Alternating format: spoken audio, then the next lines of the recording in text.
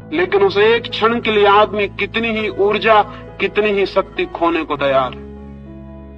शक्ति खोने के कारण पछताता है बाद में कि शक्ति छीन हुई, शक्ति का अपव्यय हुआ, और उसे पता है कि शक्ति जितनी छीन होती मौत उतनी करीब आती। कुछ पशुओं में तो एक ही संभोग के बाद नर की मृत्यु हो जाती है। कुछ कीड़े तो एक ही संभोग कर पाते हैं और संभोग करते ही करते समाप्त हो जाते हैं। अफ्रीका में एक मकड़ा होता है, वो एक ही संभोग कर पाता है और संभोग की हालत में ही मर जाता है, इतनी ऊर्जा छीन हो जाती है। मनुष्य को यह अनुभव में आ गया बहुत पहले कि सेक्स का अनुभव शक्ति को छीन करता है, जीवन ऊर्जा कम होती है और धीरे धीरे मौत करीब आती है। पछताता है आदमी, लेकिन इतना पछताने के बाद फिर पाता है कि कुछ घड़ियों के बाद फिर वही आतुरता है। निश्चित ही इस आतुरता में कुछ और अर्थ है जो समझ लेना जरूरी। सेक्स की आतुरता में कोई रिलीजियस अनुभव है, कोई आत्मिक अनुभव है। उस अनुभव को अगर हम देख पाएं तो हम सेक्स के ऊपर उठ सकते हैं। अगर उस अनुभव को हम न देख पाएं तो हम सेक्स में ही जिएंगे और मर जाएंगे। उस अनुभव को अगर हम देख पाएं, अंधेरी रात है और अंधेरी रात में बिजली चमकती, बिजली की चमक अगर हमें दिखाई पड़ जाए और बिजली को अगर हम समझ लें तो अंधेरी रात को हम मिटा भी सकते हैं। लेकिन अगर हम ये समझ लें कि अंधेरी रात के कारण बिजली चमकती है तो फिर हम अंधेरी रात को और घना करने की कोशिश करेंगे ताकि बिजली चमके। सेक्स की घटना में बिजली चमकती है, एक वो सेक्स से अतीत है, ट्रांसेंड करती है, पार से आती। उस पार के अनुभव को अगर हम पकड़ लें तो हम सेक्स के ऊपर उठ सकते हैं, अन्यथा नहीं। लेकिन जो लोग सेक्स के विरोध में खड़े हो जाते हैं वे अनुभव को समझ भी नहीं पाते कि वो अनुभव क्या है। वे कभी ये ठीक विश्लेषण भी नहीं कर पाते कि हमारी आतुरता किस चीज के लिए।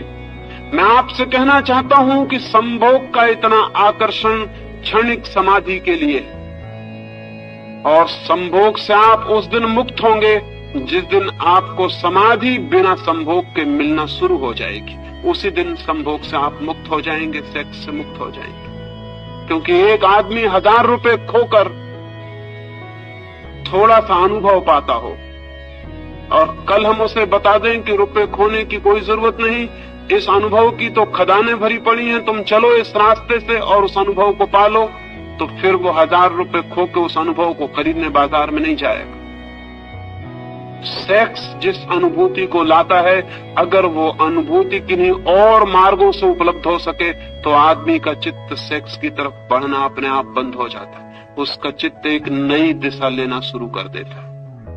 इसलिए मैं कहता हूं, जगत में समाधि का पहला अनुभव मनुष्य को सेक्स के अनुभव से ही उपलब्ध हुआ है।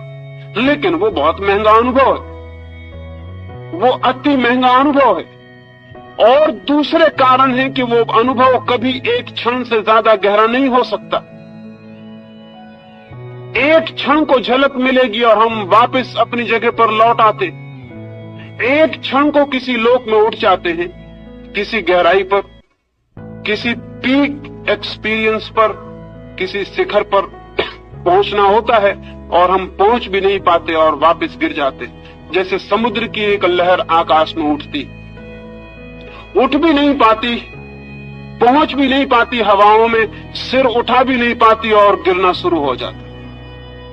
ठीक हमारा सेक्स का अनुभव बार बार शक्ति को इकट्ठा करके हम उठने की चेष्टा करते हैं। किसी गहरी जगत में, किसी ऊंचे जगत में एक क्षण को हम उठ भी नहीं पाते और सब लहर बिखर जाती है, हम वापस अपनी जगह खड़े हो जाते हैं और उतनी शक्ति और ऊर्जा को गंवा देते हैं। लेकिन अगर सागर की लहर बर्फ का पत्थर बन जाए, जम जाए और बर्फ हो जाए तो फिर उसे नीचे गिरने की कोई जरूरत नहीं।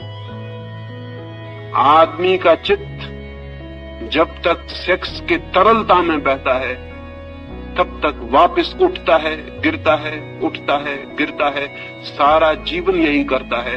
और जिस अनुभव के लिए इतना तीव्र आकर्षण है, ईगोलेसनेस के लिए अहंकार शून्य हो जाए, मैं आत्मा को जान लूं, समय मिट जाए और मैं उसको जान लूं जो इटर्नल है, जो टाइमलेस है, उसको जान लूं जो समय के बाहर है, अनंत और अनादि है।